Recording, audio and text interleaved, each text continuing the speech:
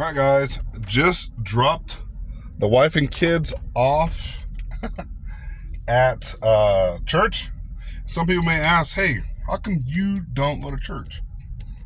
How come you don't go to church? And I'll give you guys the exact reason why I don't go to church. Because, no, there's a better answer than that. And it has to do with indoctrination and the things that the pastor says.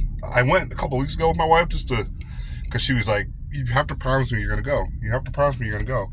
And I was like, you know what?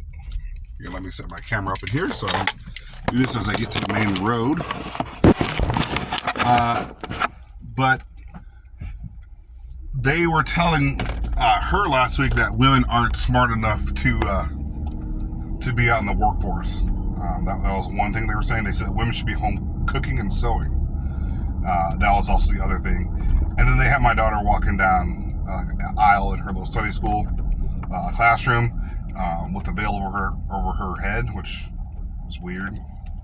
I mean, they're trying to have these girls think, like, oh, just preparing for a life of sewing and knitting and cooking, I guess. Which, hey, if the world was that way, I guess that's how the world used to be, right? People used to be much happier back in the day, when men were just working into the ground, and then women sat at home with the kids, and she sewed and cooked and cleaned and washed clothes and washed dishes. That was like the old days, guys. It's not the new generation now these days. Okay, I'll tell you guys exactly how much money me and my wife made total last year. We made over $86,000 last year. And guess how much the government took out for taxes? Like almost 30. So we only made a net total of 51,000. Okay, so and that's with us both working. Okay, so I'll give you guys that. So it's hard to make a living off of not that much money. Our jobs are cozy and decent and stuff like that. I'd rather have the job that I have now than pretty much any other job I've had in the last 10, 12 years. All my other jobs are basically horrific. Really horrific compared to this job. This job is a nice, cushy job, good pay now, so I'm happy about that. But, like as far as the religious thing, they're just like, they're bashing men over the head the entire service. Pastor was bashing men, just like, oh, the pornography and this and the music and porn and more porn and music and drugs and stuff like that, right? Which are obviously some of the stuff on there is, yes, you don't want to do drugs, right? The average person knows you shouldn't do drugs. Do some people do drugs? Yes. Do some people watch porn? Yes. Right? Do some people do certain things, right? Yes. However, I don't need to be bashed over the head and someone telling me, hey, you shouldn't be doing this or doing that. Sure, don't be doing those things. But then they just proceeded to do the entire service, and the women that were sitting next to their husbands were like sitting there turning, to their husbands and smiling, and the husbands are sitting there like, yeah, honey. They were just being like just soft, man, like soft dudes, man, who would just quiver under anything. You think men at a church, they'd be like, oh man, these conservative, strong-minded men. At that church, as a Baptist church, no, those dudes are weak, man. Soft, pudgy. Shaking their hands just like, and it's the same format, same formula as I went as a kid. Where my parents would literally jam that stuff down our throats my entire life. So I'll give you guys a basic format of how I went to church, okay?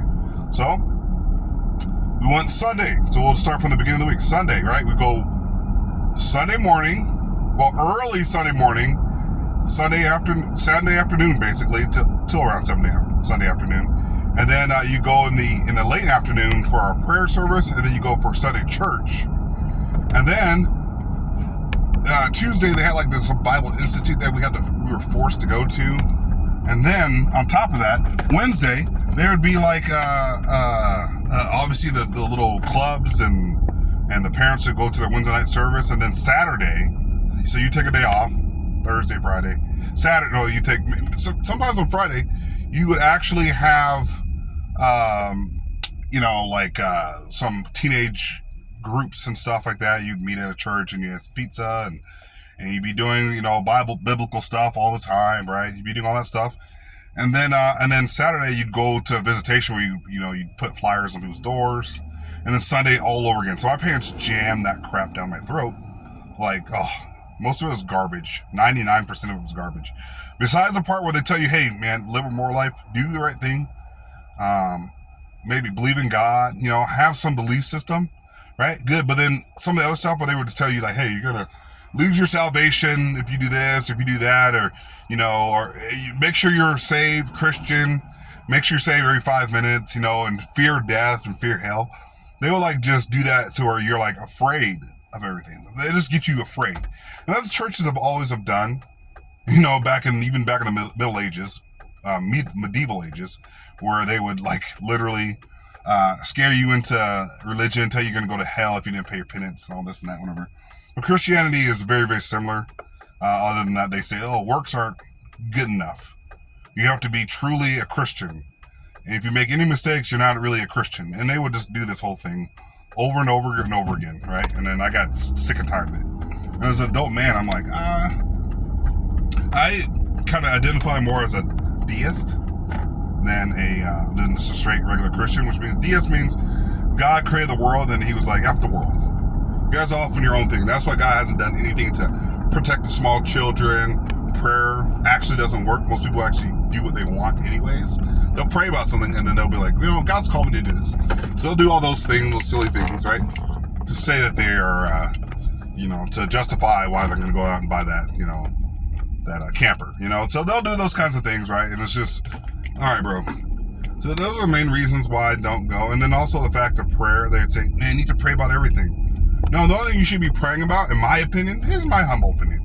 The only thing you should be praying about is, hey, I am praying for the sick children in Africa and the people being murdered in Gaza and, the 1,300 people that were killed in Israel, right? Praying for those situations, right? The massacres and then the looting, the genocide and all the great stuff that's happening around the world. All the things you should be praying for, not about, man, what Bible or what college should I go to, or what passage of scripture should I read? No, dude, read the book and live a good life, right? But that's how they have church going, guys, is just a lot of indoctrination and trying to pressure people into. Okay, let me get my phone again. Trying to pressure people into living a certain lifestyle that they want, right? And forcing you to do certain things. And it's like, I can make my own decisions, thanks. As long as you're not hurting people and doing violent acts and stuff like that, those are good things. But to say, hey, man, I'm going to lose my salvation in about 5 minutes, man, by looking at that girl's butt. All that stuff is just ridiculous, by the way. And most of the people who wrote the Bible, like David, he what did he do? Stole somebody else's wife, killed them in the process, and did that multiple times. He took their vineyard as well. He was doing all kinds of crazy things, and he gets to write Psalms as if, oh, God's forgiven me. As long as I wrote this book, God's going to forgive me. And they'll do this whole thing. And then a lot of the people that were in there were just normal human beings, telling stories from their own perspective, right? Of what happened in certain situations, right? So that's basically what a lot of the Bible is a lot of people telling their own version of a certain story, of many of the similar stories, right? And Moses did some similar stuff too. And I always used to ask my mom this too. She would say, interracial marriage is bad. She'd always say that. And I'd be like, well, Moses married an Ethiopian woman. Was he sinful? And she would just not want to answer that question. Oh, no. Or she would use also a term in scripture. Do not be unequally yoked. And she would use that as a way of talking about interracial relationships. Crap like that. And my parents are very, very devout. They do probably the exact same format that they did when I was a kid, right? So those are the main reasons why I don't go to church. I know a lot of men out there are going to probably say, hey, similar things. When I went to that church, it was mostly women and children. And then there's some brave dudes that are there. And there's plenty of brave dudes that were there. But There's a lot of women there, and these dudes would be like, oh, honey, oh, okay, yeah, that's right. I better. And then last thing, the pastor's like, I'm going to you ladies next. Get all these ladies, and then never did. He realized that most of his congregation is women when he looks out there, and he's like, oh, you know what? we'll start bashing men again because the women like it.